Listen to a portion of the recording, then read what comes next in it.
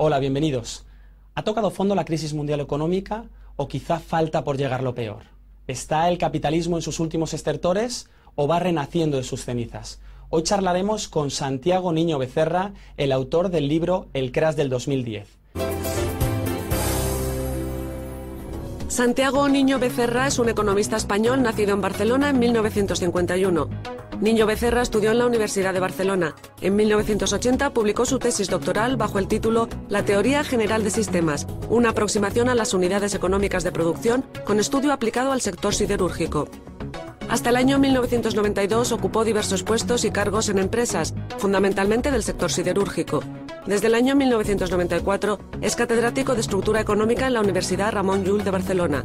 Se le conoce como el profeta de la crisis porque predijo en 2006 que se avecinaba una megacrisis inevitable muy parecida a la de 1929. Y aunque lo llamaron alarmista, el tiempo le está dando la razón.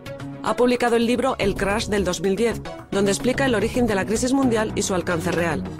Hasta ahora es uno de los economistas que más ha acertado en sus previsiones sobre la crisis. Por eso, su libro es uno de los más vendidos en España. Bueno, muchas gracias por su tiempo. ¿Cómo se vive a día de hoy esta crisis? ¿Cuál es la situación que se vive a día de hoy en esta crisis? Solamente un dato. La deuda privada en España en el año 96 era del 65% del PIB. Año 2008, 2009, es del 230%. La deuda ha ido evolucionando y uno de los datos más significativos, bajo mi punto de vista, para determinar el estado de una economía es la evolución de la deuda. Esto podemos extrapolarlo también al Reino Unido, podemos extrapolarlo a países como Estados Unidos. Es decir, la evolución de la deuda ha sido absolutamente imparable. El crecimiento ha sido meteórico. Yo es en el dato que me fijé para llegar a la conclusión de que las cosas no iban. Y a partir de aquí empecé a investigar. Hoy en día España, por ejemplo, tiene una deuda del 400% del PIB. Deuda total, deuda pública, más privada, más deuda de las familias, más deuda de la banca. O sea, es que esto, el gran problema, y en el año 2006, además es que no es casualidad que sea el 2006, porque en España concretamente, que ha sido uno de los países que ha tenido un boom inmobiliario, la tendencia cambia en el año 2006, la tendencia de evolución del precio de la vivienda. Entonces, lo que ha sucedido es que este crecimiento que se ha producido ha sido a base de crédito, ha sido a base de endeudamiento. Cuando este endeudamiento se ha agotado y el crédito se ha congelado, se acabó. Es decir, yo creo que, a ver, en el año 2006 yo estoy convencido que esto lo vio más gente. Lo que pasa es que el negocio aún siguió, o sea, de hecho, hasta septiembre del 2007, que es cuando estalla toda la problemática de la subprime, el negocio fue creciendo, o sea, fue aumentando el negocio, no en la misma proporción, pero fue aumentando el negocio de la venta de coches, de vivienda, etcétera, etcétera. ¿Por qué no se cuenta la realidad de la situación de la crisis si hay tanta gente que en el 2006 y más adelante sabía que venía una crisis tan importante? A ver, yo entiendo que en el año 2006-2007 no se decía lo que pasaba porque aún había negocio por hacer.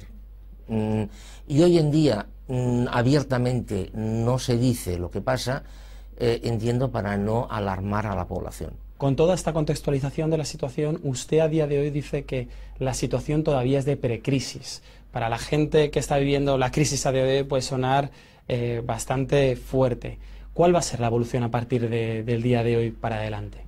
Sí, yo entiendo que en el año 2007 en fin, el modelo ya dice basta, el modelo ya se agota a un nivel internacional. Lo que pasa es que en unos países más que en otros, y en unos países de una forma y en otros de otra. Pero debido a la globalización, evidentemente las finanzas vinculan todos los países y todas las economías, y si hay un problema en Francia, ese problema de una u otra forma acaba repercutiendo en Guatemala. O sea, esto es por descontado. Bueno, en el año 2007 se manifiesta a través de la subprime, a través de un tema financiero, porque evidentemente el mundo está viviendo en un marco financiero. Entonces, a partir de aquí empezamos el declive.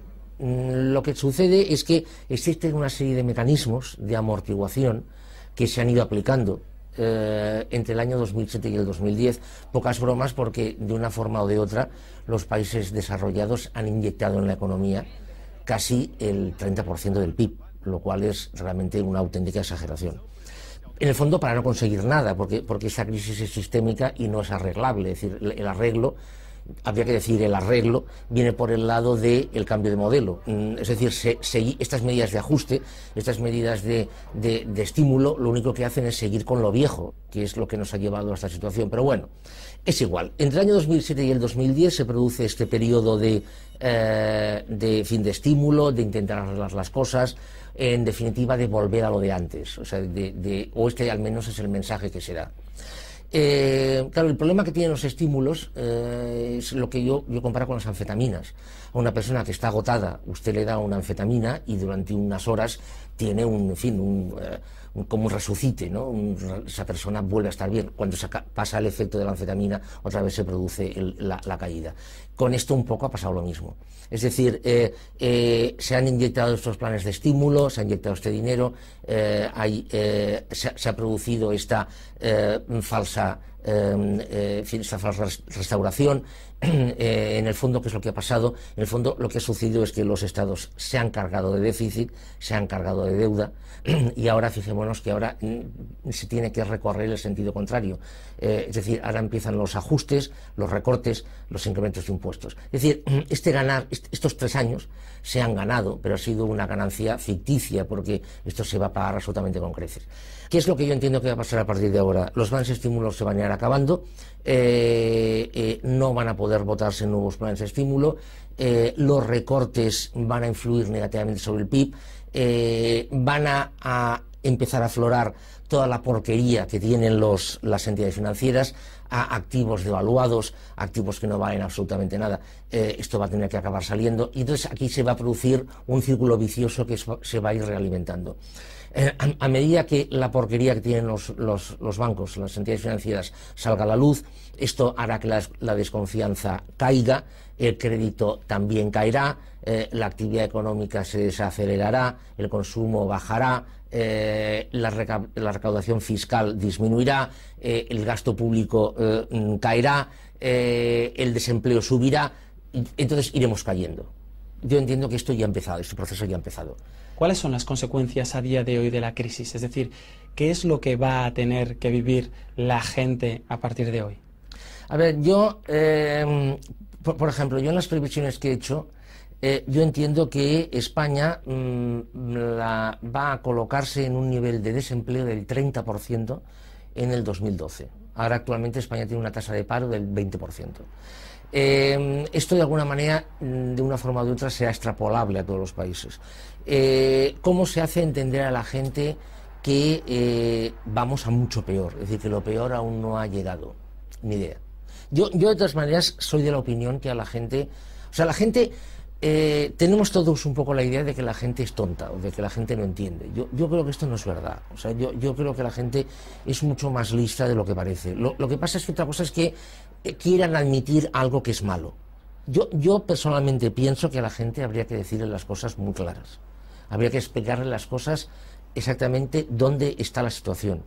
A la gente habría que explicarle, que decirle que los gastos van a tener que evolucionar de una forma determinada, que habría que tener que abordarse un análisis de gasto en el sentido de recortar aquellos gastos que no sean auténticamente necesarios. Y a la gente esto habría que explicárselo. Y aquellos gastos, y vuelvo a repetir porque la idea es importante, que no sean necesarios, eliminarlos.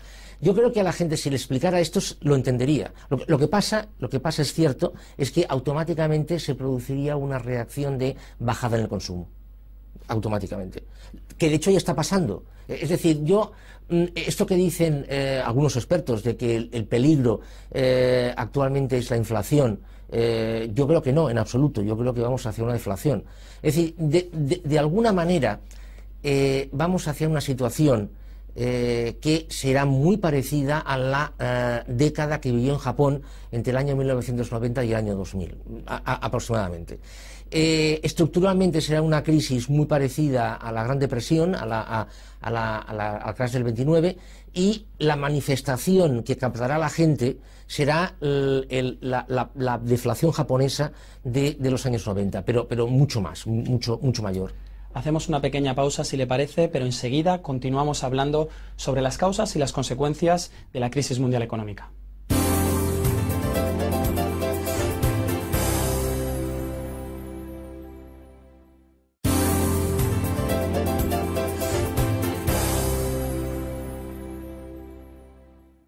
Bienvenidos de nuevo. Evidentemente, cuando uno sufre una crisis como esta, todos se preguntan quiénes son los responsables de esta crisis, quiénes son los que han hecho que la economía llegue a este punto. A ver, claro, ¿qué es lo que sucede? Las personas somos humanos y los humanos siempre tendemos a buscar culpables. Esto es la historia del chivo expiatorio, ¿no? Es decir, a la que encontramos un culpable es como si nos descargáramos, o sea, un problema que tenemos, o sea, esta persona, esta institución, esta empresa, este gobierno es el culpable, con lo cual yo me quito el muerto de encima. A ver, yo lo he dicho y lo repito, o sea, no hay nadie que sea culpable. Es decir, en el año 91, coincidiendo con el fin de la Unión Soviética, coincidiendo con la Primera Guerra del Golfo, coincidiendo con una serie de eventos que tienen lugar entre el año 90 y el año 91, se produce el primer agotamiento, el primer mensaje de que el modelo se ha agotado. En el año 91 la situación realmente era muy mala. Esto también venía acompañado de una depreciación del dólar desde el año 87, etcétera. Bueno, se produce una situación realmente muy peligrosa, el año 91. Bien, porque además, insisto, se dan a la vez una serie de fenómenos. Sin embargo, la recesión del año 91 ha sido de las recesiones más amortiguadas de toda la historia. O sea, es muy curiosa, es decir, ¿por qué? Porque a alguien se le ocurrió una forma genial para salir rápidamente de aquella recesión, y es empezar a dar tarjetas de crédito a todo el mundo que al menos tenía una mano para poder firmar. Con lo cual se generalizó el crédito, se popularizó el crédito y la gente empezó a consumir, porque había unas ansias de consumo acumuladas. Entonces a la gente se le dijo, usted quiere esto, lo puede tener, y se le dio un cacho plástico, se le dio un trozo de plástico para que la gente pudiera consumir, y la gente se puso a consumir, y la recesión fue brevísima. Claro, las cosas en economía no son gratis, o sea, las cosas hay que pagarlas, y eso se fue pagando, entre comillas, pagando a base de deuda creciente de la población, también deuda creciente de las empresas, pero en esta primera fase sobre todo de la población. En el 2000, coincidiendo con el fin de la burbuja.com, nueva recesión. No hay problema, más crédito. Si había funcionado la primera vez, ¿por qué no puede funcionar la segunda?